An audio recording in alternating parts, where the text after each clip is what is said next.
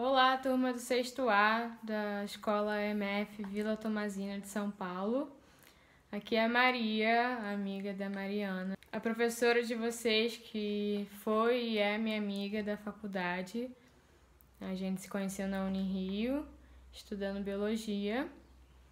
E eu tô muito feliz de estar participando aqui, respondendo as perguntas que vocês fizeram. E tá sendo um aprendizado para mim também, então espero que eu os inspire e os ensine tanto quanto vocês também estão me fazendo aprender nesse momento de estar compartilhando. Então vamos lá, eu sei que a Mari tá falando agora de universo e ela teve a ideia de fazer essas perguntas porque eu fui estudar fora um pouco sobre esse assunto. E para começar, tem uma pergunta muito boa da Flávia, do sexto ano A, que ela pergunta o que é astronomia. E a astronomia é a ciência que estuda o universo e os corpos celestes.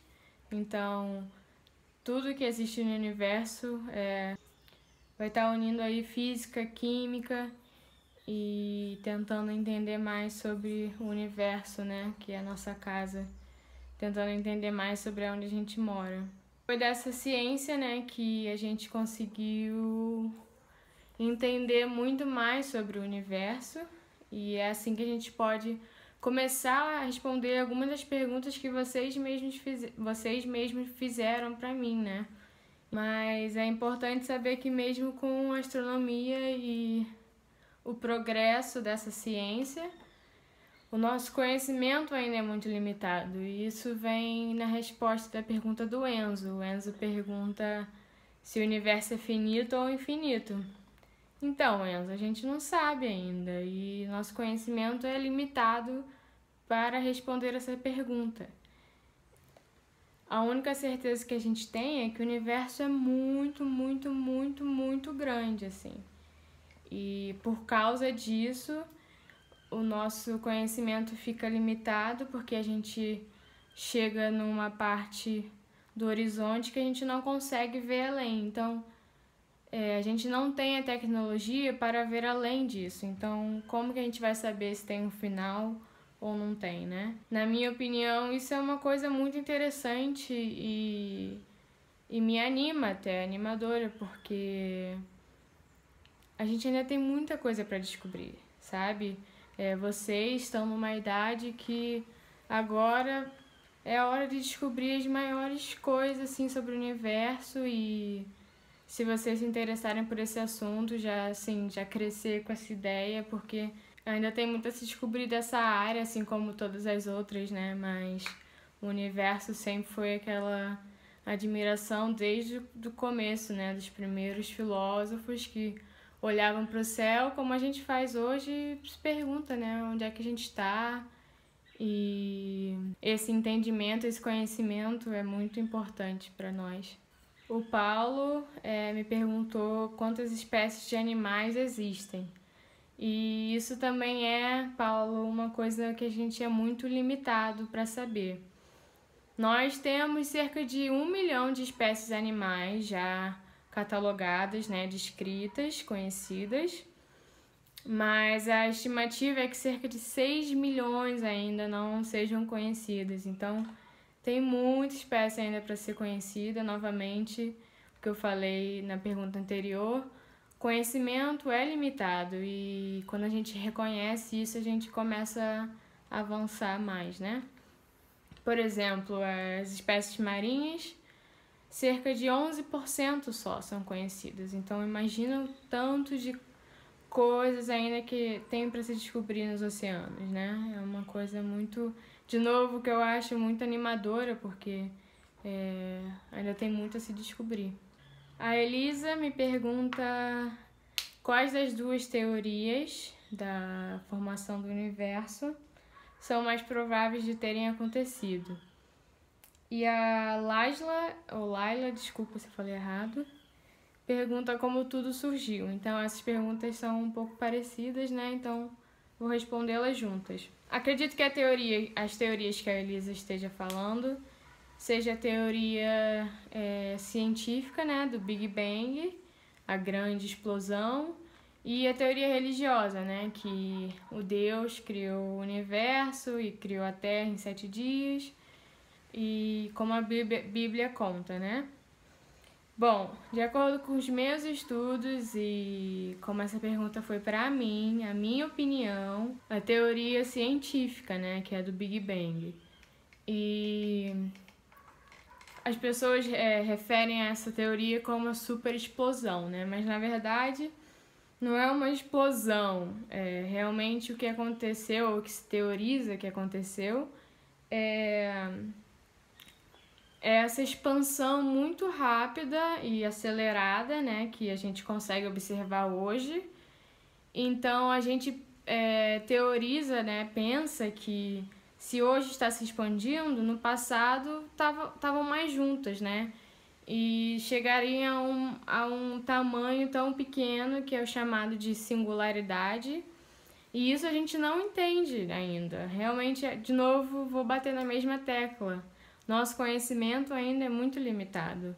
Então fica aí de novo aquela coisa animadora de tentar descobrir mais e o futuro, né, que as ciências vão trazer mais ideias e teorias e mais conhecimento. Então, durante 13,5 bilhões de anos, tudo vem se evoluindo, né? A formação de galáxias, dos planetas, das estrelas. E é assim que tudo surgiu. E é assim que tudo vai evoluindo e se transformando. A Laís Costa me perguntou quais planetas seriam mais prováveis de ser habitados. Então, Laís, eu vou responder a sua pergunta como respondendo a quais planetas podem ter vida, né?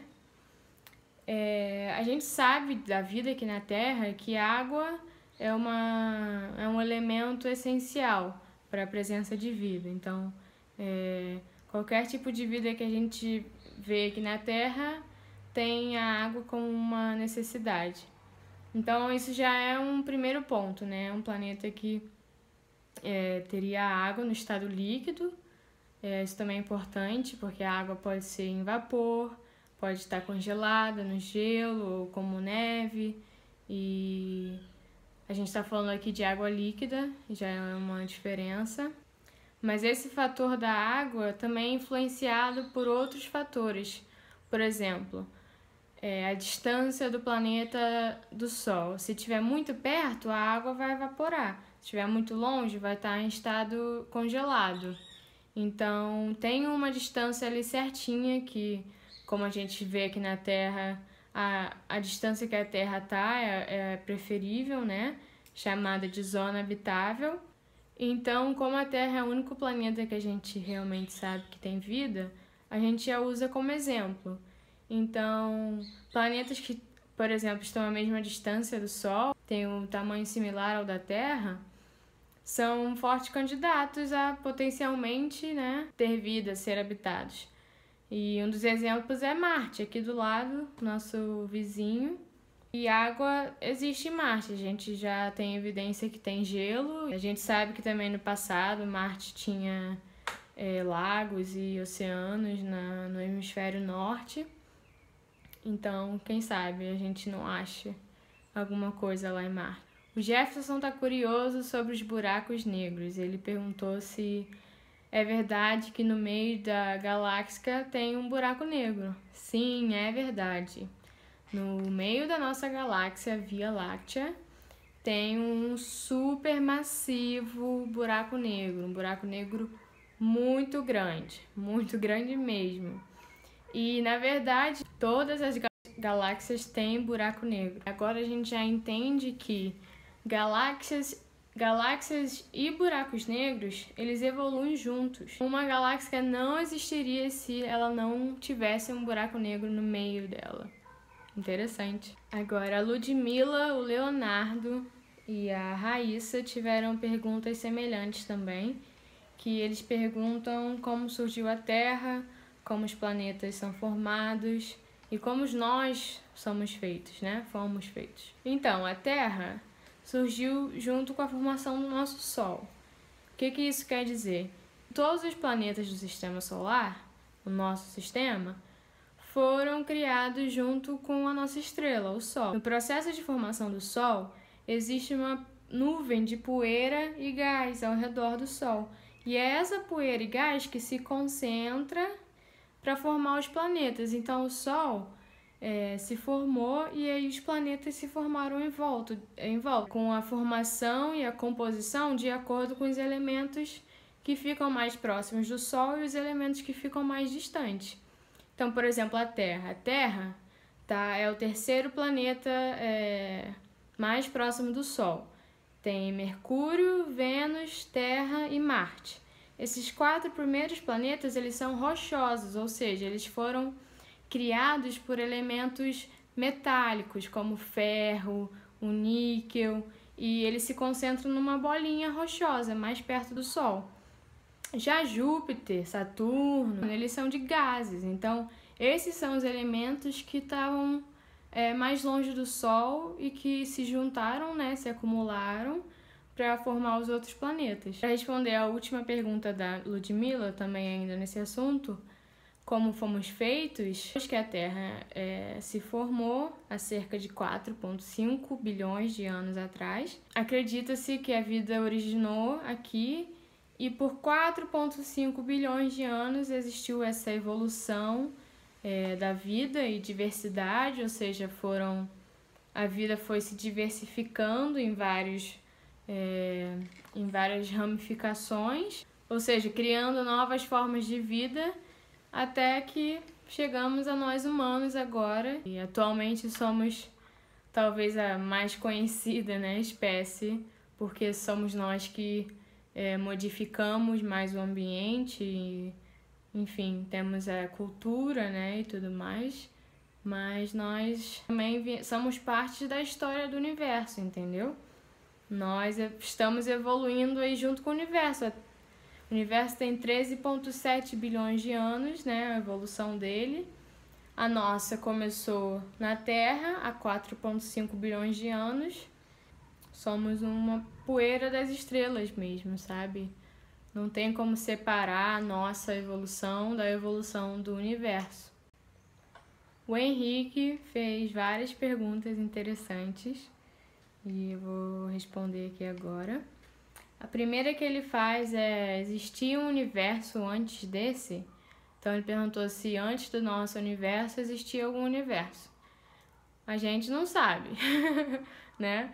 Como eu falei, nosso conhecimento é limitado, não temos como realmente saber isso ainda. A gente não entende ainda essa parte. Mas existem teorias, né, que não são comprovadas, mas a gente pensa que talvez podem existir outros universos além do nosso. É uma teoria chamada multiverso.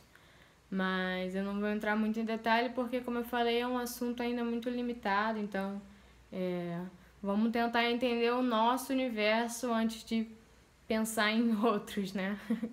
Em seguida, ele pergunta como a Lua surgiu. Então, a Lua, a teoria mais aceita, que já tem bastante dados que comprovam essa teoria, é que a Lua era um mini planeta, né, um pré-planeta, assim, se formando ali junto com os outros planetas, quando o Sol foi originado. Lembra que eu falei agora há pouco? Quando o Sol se originou, tinha aquela nuvem de poeira e gás, os planetas foram se originando aqui, e a Lua era um pré-planeta, um mini planetinha. E aí a Lua se chocou com a Terra, eles meio que se misturaram um pouquinho e a Lua escapou. Mas ela não conseguiu ir muito longe, porque a Terra, a gravidade da Terra, ela atraiu a Lua, abraçou a Lua. Então a Lua não conseguiu ir embora. Por isso que a Lua gira ao redor da Terra. A outra pergunta do Henrique é como os dinossauros foram extintos. Existem várias teorias para explicar como os dinossauros foram extintos. Porém, uma é mais aceita que as outras. porque tem diversos fatos que comprovam essa teoria, né, que suportam essa teoria. Então, a principal teoria que vocês provavelmente já ouviram falar é que um meteoro atingiu a Terra, um meteoro de 10 quilômetros, ou seja, ele é muito grande. E isso causou diversas mudanças na Terra. Por exemplo, erupções começaram a acontecer, maremotos começaram a acontecer e toda a fumaça do vulcão e também a poeira do impacto do meteoro levantaram uma nuvem por toda a Terra de poeira, né, e de elementos tóxicos que vêm do vulcão. Criaram essa nuvem ao redor da Terra por 2 anos, ou seja, a Terra estava coberta por uma nuvem muito densa de elementos químicos e a luz do Sol não conseguia passar. E o que isso faz? As plantas não conseguiam fazer fotossíntese aqui embaixo, porque elas não recebiam a luz do sol. E as plantas começaram a morrer,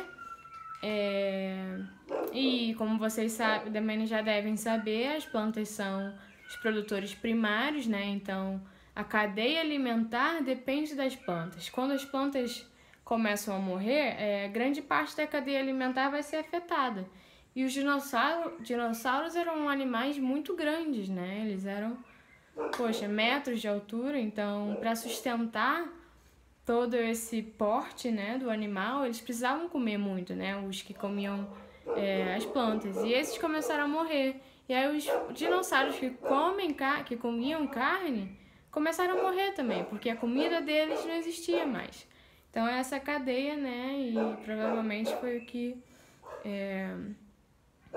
extinguiu os dinossauros. O Gabriel Barros perguntou se existiam planetas antes dos nossos e qual foi o primeiro planeta a existir.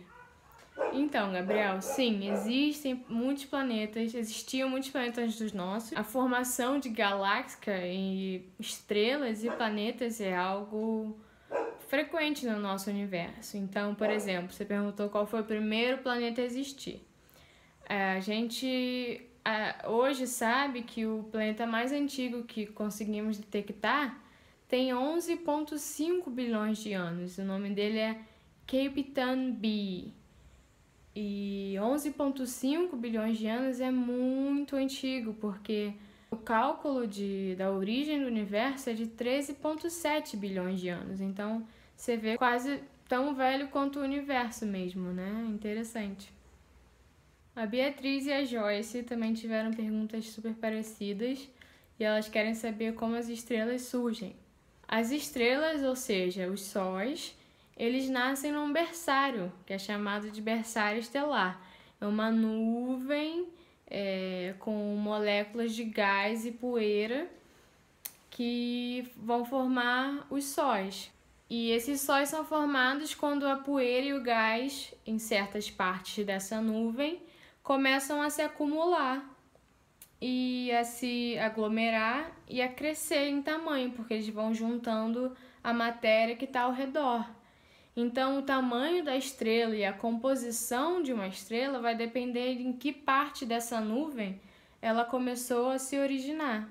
Mas o princípio principal de uma estrela é que a energia que ela tem, né, que ela gera, é uma fusão nuclear.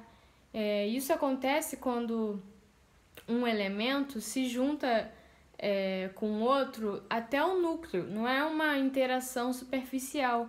Ele se junta até o núcleo e forma uma outra coisa. E aí o combustível das estrelas é essa junção de elementos de hidrogênio que formam o hélio. Então, a gente sabe que o maior componente das estrelas é hidrogênio e hélio. Essa pergunta estava sem nome, mas achei interessante. E ela pergunta: daqui a 5 bilhões de anos, o Sol vai queimar os planetas. Quando isso acontecer, os planetas vão se recriar? E a resposta é não, os planetas não irão se recriar. Quando o nosso Sol, que é um tipo de estrela específico, existem diferentes tipos de estrela, quando o nosso Sol estiver numa fase final da vida dele, ele vai se expandir, vai realmente queimar os planetas, né? Que vai sequestrar os planetas nessa expansão de tamanho. O Sol vai ejetar essas camadas mais externas, formando a nebulosa planetária, que é uma das coisas mais lindas. Vou mostrar aqui para vocês.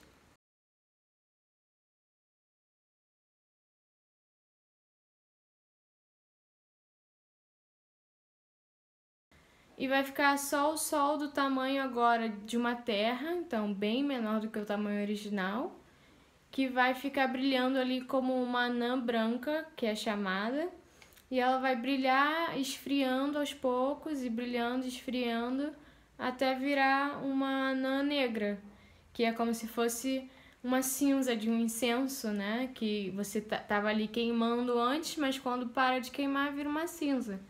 Então, mais ou menos, o nosso Sol vai ficar uma poeirinha de cinza no universo. Tudo dessa pergunta, eu acho que é o Samuel ou Jamel. Me desculpa, eu não consegui entender sua primeira letra.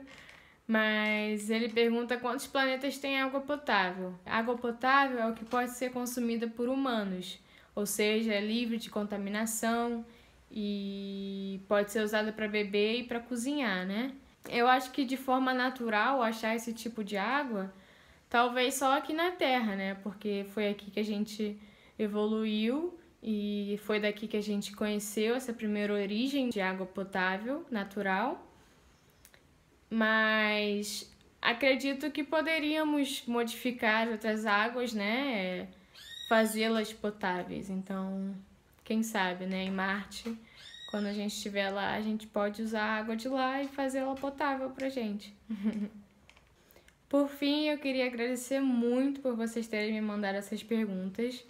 Como eu falei no começo, foi uma experiência maravilhosa pra mim. E eu espero que eu os inspire realmente a seguir o sonho de vocês e entenderem que conhecimento é uma ferramenta para abrir todas as portas que você quiser. Não interessa a área que seja, né?